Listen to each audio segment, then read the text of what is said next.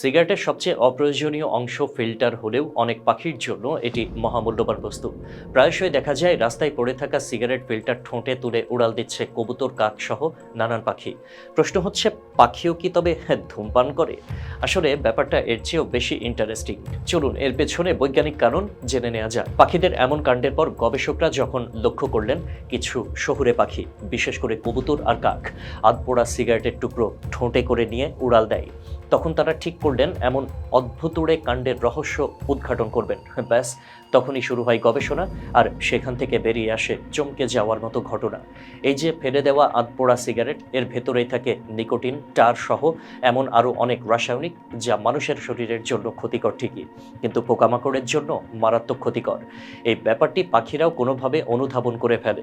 এ কারণে শহরের এসব পাখি সিগারেট বাট সংগ্রহ শুরু করে, যেটা আসলে একটা প্রাকৃতিক পেস্ট কন্ট্রোলারের মতো কাজ করে।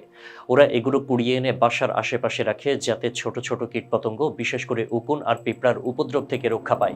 শুনতে আশ্চর্য লাগলেও এটাই বিজ্ঞান ভিত্তিক সত্য।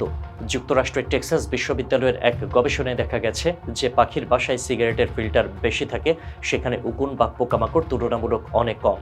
শুধু তাই নয়, পাখিরা নাকি ইনস্টিংক্ট থেকেই এই কাজটা শেখে না, বরং ওরা দেখে দেখে শেখে।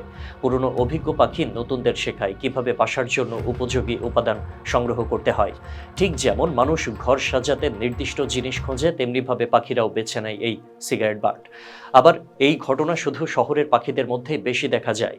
গ্রামে বা প্রাকৃতিক পরিবেশে থাকা পাখিরা কিন্তু এমন আচরণ করে না, কারণ সেখানকার পরিবেশে এতটা ধূমপানের চিহ্ন নেই। তাই ওরা ওই বিকল্প রাসায়নিক প্রতিরোধক ব্যবহার করতে শেখেনি। এটা যেন এক ধরনের শহুরে অভিযোজন। তবে এটাও ঠিক, বিজ্ঞানীরা এখন চিন্তিত, এই আধপোড়া সিগারেটে থাকার রাসায়নিক উপাদান কি দীর্ঘমেয়াদে পাখির ডিম বা বাচ্চার উপর ক্ষতিকারক প্রভাব ফেলতে পারে না? কারণ পাখিরা যেটা কীটনাশক মনে করে ব্যবহার করছে, সেটা তো আসলে মানুষের জন্যই ক্ষতিকর। তাহলে পাখির শরীরেও নিশ্চিতই এক প্রকার ঝুঁকি তৈরি হচ্ছে। এ জায়গায় তাই দ্বিমত রয়েছে। কেউ বলছেন পাখিদের বুদ্ধি প্রশংসনীয়, ওরা শহুরে বর্জ্যকে নিজের উপকারে লাগাচ্ছে।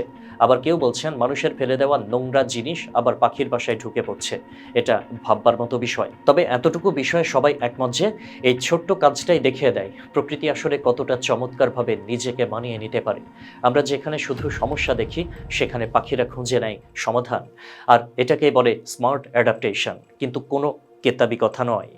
এটা হচ্ছে সেই সাধারণ নরম মাটির বাসা বানানো পাখিদের অসাধারণ কৌশল, যারা নিজেদের পরিবারকে বাঁচাতে ব্যবহার করছে এমন এক জিনিস যেটা আমরা দূষণ বলে ফেলে দেই রাস্তায়।